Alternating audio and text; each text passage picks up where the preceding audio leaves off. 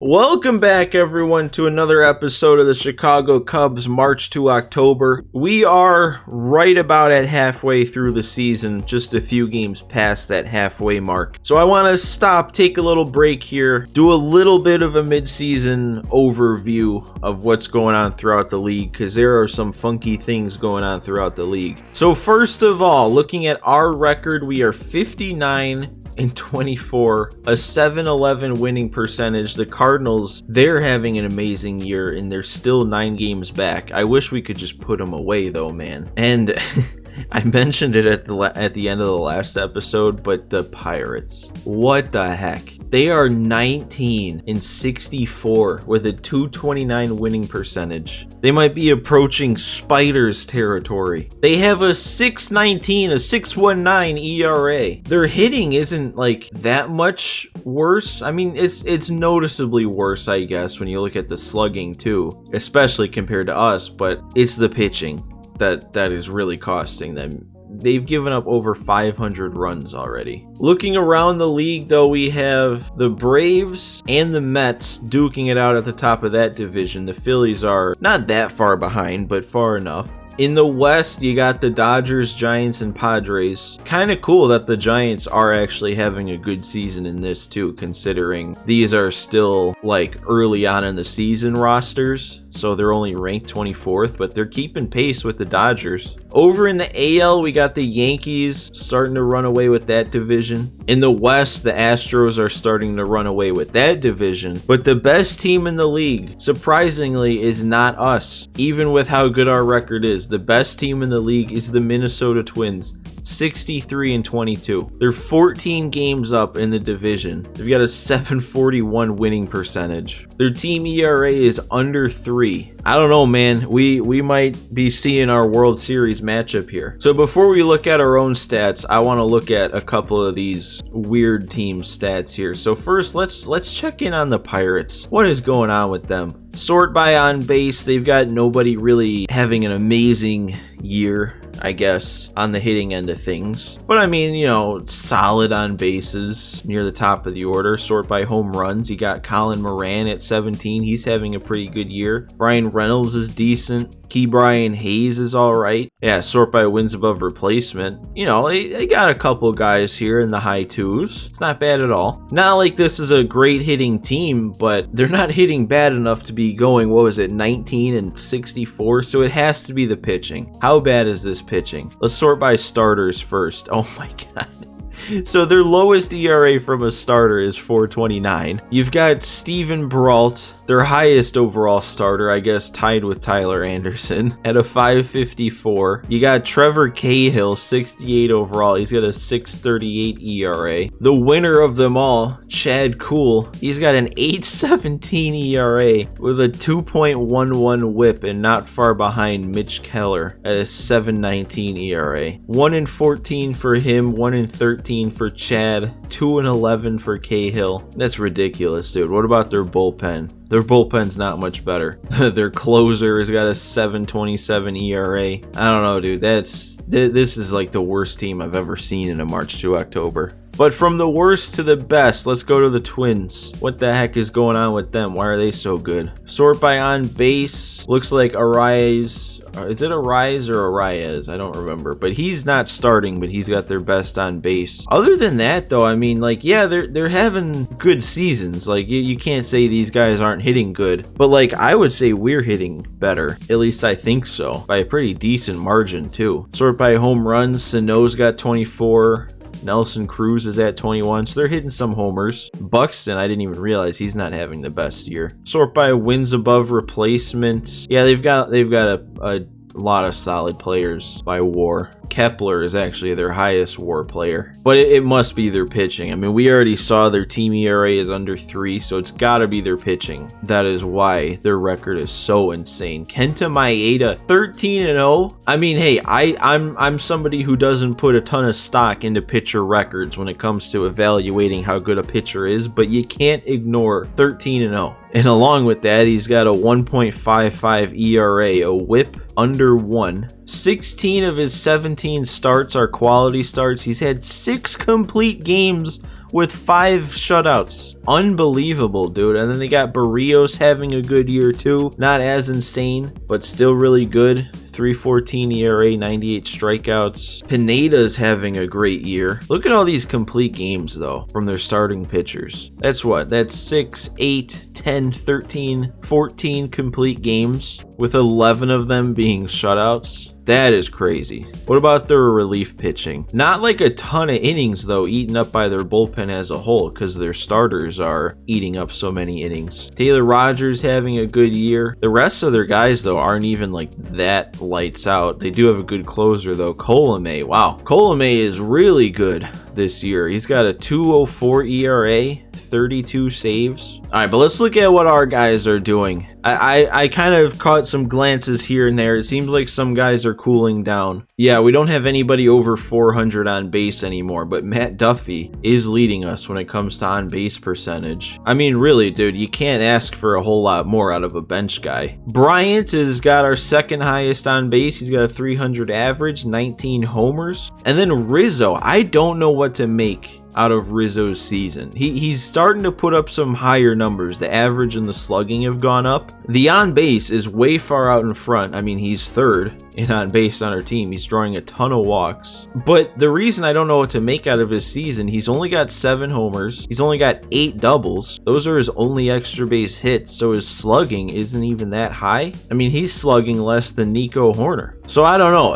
Any sabermetricians watching this episode, let me know. Is Rizzo having a good season? Is he not? Is he just kind of having a in the middle season? I don't know what to make out of this. But then Hayward, dude, where did this come from? Jason Hayward, of all guys, he's going off. Double-digit homers, 290 average, 4th highest on base. Romine, same thing. Where'd this come from? Playing a great backup catcher. Nico, we're liking what we're seeing out of him. Drawing a lot of walks, too, not striking out a ton. Hap, we know what we're getting out of him. His average is dipping, though, which is kind of disappointing. He's still drawing a lot of walks. On base is still high. Hitting a lot of bombs. Contreras has cooled down, but I'm sure he's playing a good catcher behind the plate, so I'm fine with these numbers. Jock Peterson, he's been playing way above what he should. And look at that. His power against righties is going to get up to 99 probably with how he's playing by the end of this year. Up to 96 right now. He's hit 19 homers. The slugging is way up there. OPS of over 900. Then we got Bodie, Brennan Davis. I guess Brennan Davis isn't doing as good as when he first got the call up, but he still has value for this team. And then Baez, I don't know, he's kind of like the opposite of Rizzo. The on base isn't all that impressive, but the slugging is. I mean, 605 slugging, he's got 25 bombs. Then you got Marisnik trailing at the end, not having that great of a year. Sort by homers, we've got a lot of power on this team, especially at the top here. Baez, 25, Hap 22, Bryant and Jock both at 19. We look at the WAR, we've got Bryant and Hap over 3. Baez is right there too. Contreras solid, Hayward solid, Nico solid. We've got nobody left that's in a negative WAR. Pitching wise, we know what we're getting out of our pitchers. Everyone is solid except for Adbert. Davies and Hendricks now both under 3 ERA. I thought Hendricks was in the mix for Cy Young, but after seeing what DeGrom's season was looking like, probably not. But I don't know, we still got half a year to go, you never know. But dude, Trevor Williams even, Arrieta, dude, I'm happy with his season. Then we brought in Fulmer, he fits right in relief. Looks like Price must have had a rough outing, but his ERA was down under 4 the last time I used him. Everyone else, though, is a monster. No one's giving up anything besides Adbert and I guess Price. Then, yeah, we got Kimbrel, too. Kimbrel's more of a reliever. Chafin's the closer. Kimbrel's doing all right. Some quick league leaders, dude. Yelich, 358 average, 457 on base, 730 slugging. Oh, my God. You got Acuna leading for homers, but Baez is in second place. Stanton and JD both have 27 also in the AL. Baez is leading in RBI though, that's cool. Rizzo tied for second when it comes to walks. Baez fourth in the slugging. It looks like Acuna and Yelich are running away with the top end of a lot of these leaderboards here. They're the only two over 1,000 OPS, but they're both over 1,100. We got 2 guys tied for the league lead in wins. Trevor Williams still doesn't have a loss. Wait, we thought Maeda was insane for being 13-0. Giolito's got 16 wins before the All-Star break. He's 16-1. That's impressive for not just the 16 wins, but every game to be a decision. That's not really heard of. That's crazy, dude. 16 wins before the All-Star break. Oh, dude, never mind. DeGrom has fallen off. Hendricks now is at 2.29 ERA. DeGrom was at 185 when we played him. Now he's down to 2.55. And he's 4-7. Yeah.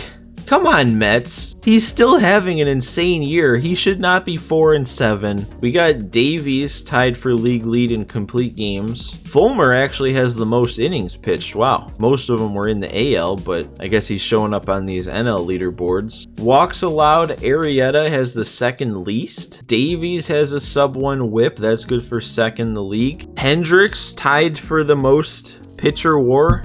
It's not saying he's tied, so I guess there must be decimals after that first place that are in Hendricks' favor. Batting WAR, it's Acuna and Yelich. We don't have anybody. We got Happ and Bryant in the top 10, and that's it. Man, I always get carried away when I look at stats. I hope that didn't take up too much time. But even if it did, this game being in the 6th inning when we come into it, it's going to be a longer one. So part of me was thinking we'll only play this one game and then do the stat overview, and that would be it for this episode. So we'll see. That might be what we do. But we're going to go ahead and get into that now. We got nothing else to look at. Can't see all-star voting or anything like that. So we have a 2-1 lead going into this game, but it's a tough spot. They only have one out, but the base is loaded and they're only down 1. So we gotta somehow not give up a run. We gotta get a double play right away.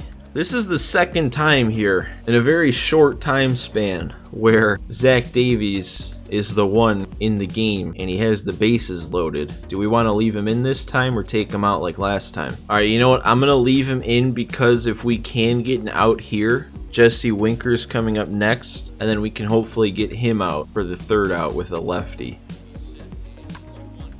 All right, that's a fly ball that's not going to score anybody with 16 speed.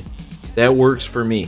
So I think now we are going to do this. I don't want Winker facing a righty, especially a righty who's been in the game for a while. So I'm going to go to Price. We better get this out right away so that we don't have to deal with Castellanos with the bases loaded against the lefty. David Price did a good job in this spot last time, so he's just got to come through again.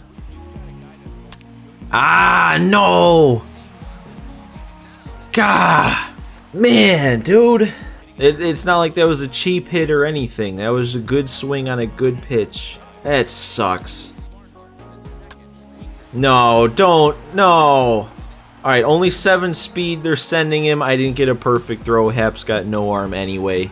God, dude. Price, buddy. I thought you were good in these spots. You got one more batter here. Hopefully this is the matchup. Alright, he turned on that, but we're going to be under it. That sucked. That sucked. Alright, perfect. Rizzo drawing another walk. No! Oh my god. I thought I was all over that pitch. I thought, when I pressed X, I thought I had good timing. I thought I got myself behind it, but that's not good. Ah, and I got under it with Hayward. Man, at the start, I thought this was going to be a good inning. I thought I was going to be able to do some damage against Doolittle. All right, I am going to stick with Price. Suarez is only a little bit better against lefties than he is righties, but then they got 2 lefties up next. So hopefully we can get through this inning nice and clean.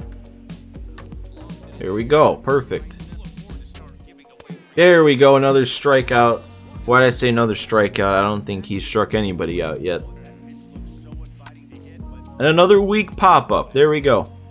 I mean, technically, in a way, I guess, good outing for Price because none of those runs were his, right? I mean, he gave them up, but they all go to Davies. Nico, get down. Is that Castellanos? A diving play with his like 50 fielding rating? Sure game. Ah, no! Man, I thought that was in the zone. I thought I could make a good swing on it, but I swung at ball 4. Oh, and then he comes back with that pitch. And Happ, I put a good swing on it, but nothing. Man, I want to see Tepera. I want to use him. He's up to a 74 overall now. He's what, 32 years old, and he's gone up 2 overall halfway through the year. That's how you know he's having a good year. And we are starting things off great. Never mind. Right away, a double play. 2 pitches thrown. And we get Aquino striking out. He whiffed on 3 straight pitches. Alright, we got to do it this inning.